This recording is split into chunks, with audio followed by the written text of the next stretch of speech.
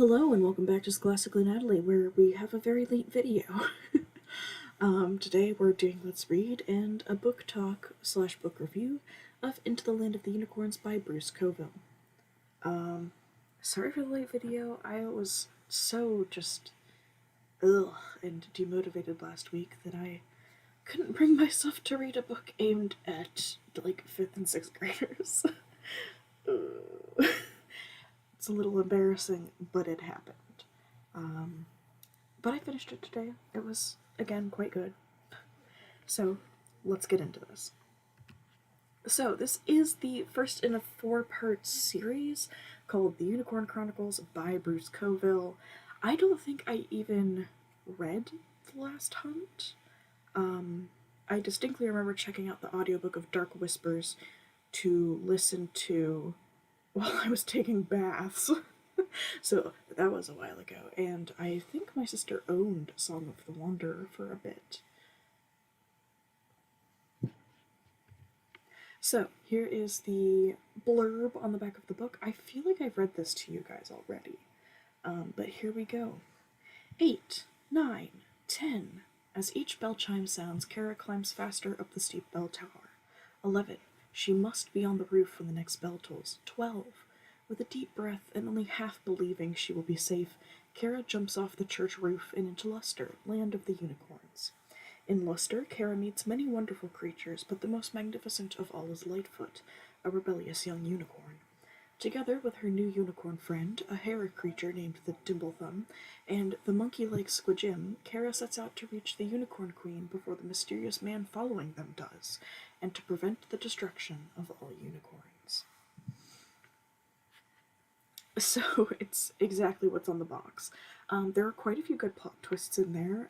One of them was mildly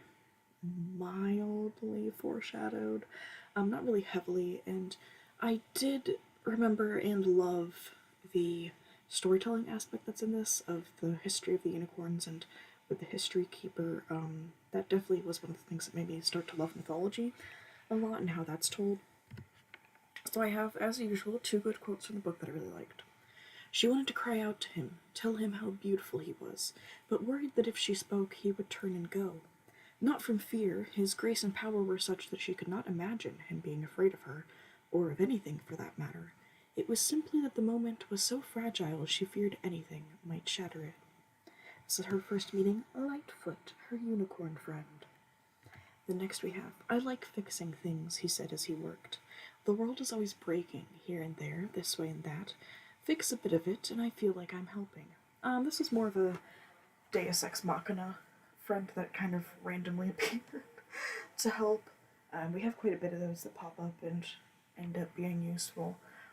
Some are more subtle than others, but again, this is a bit more of a less everything has to be justified book anyways, and since the world building isn't super concrete because we're mostly dealing with, younger people and we don't really have time to answer questions right now, it's a lot more hurried and more natural that way.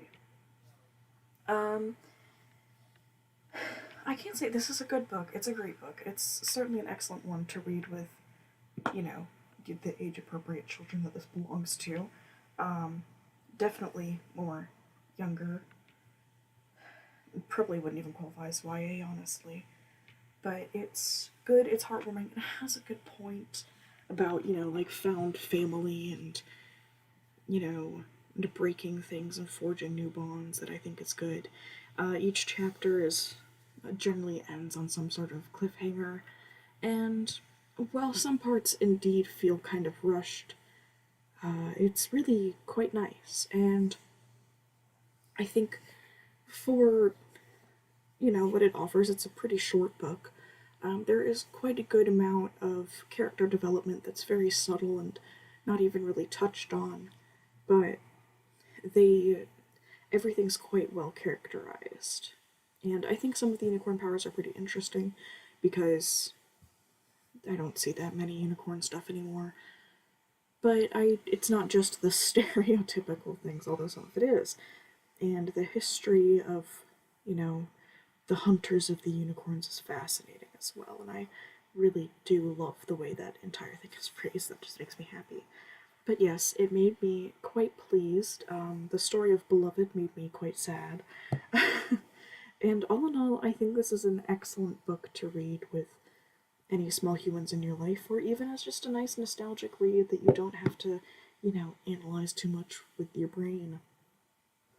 I definitely enjoyed reading it, and it really won't take too long if you do pick it up and take a gander at it. It's quite nice, quite good. Definitely will lend itself to reading out loud, although I don't think I could read the Squidgem parts with a straight face. It's very similar to like Jar Jar Binks talk, I guess I should say. Yeah, it's similar to like how Jar Jar Binks speaks in Star Wars, which is like a little bit of a but it works for the character, and it does bring a bit more of a comedic aspect to this, because this is more of like a it's a darker tone, although it's still mostly like happy and hopeful and light, because again, it's definitely aimed at younger audiences. But if you have a human that loves unicorns or is into princessy things, you've got a good female lead,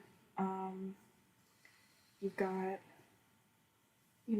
kind characters that want to help, you have characters that are moving against them, and you have some great conundrums and antagonists and secondary antagonists. I think all of it's good. There's quite a few subplots that you're waiting to see resolved as well. It's good. I enjoyed reading it. I'll be stealing the second book from my one friend to read that.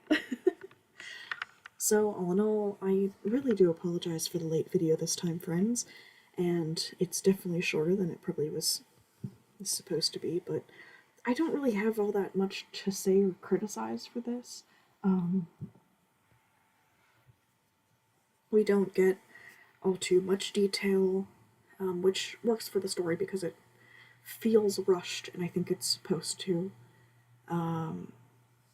And we get legitimate emotional development from the characters. So I don't know, I think everything works very well. And it's definitely a good read, it's good storytelling.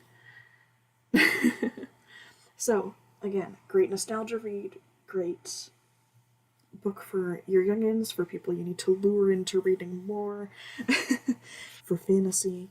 So, anyways, I'm gonna stop rambling now. The book is good. I would recommend reading it. Thank you all. Hopefully, I'll be better on time this upcoming week. Scholastically Natalie is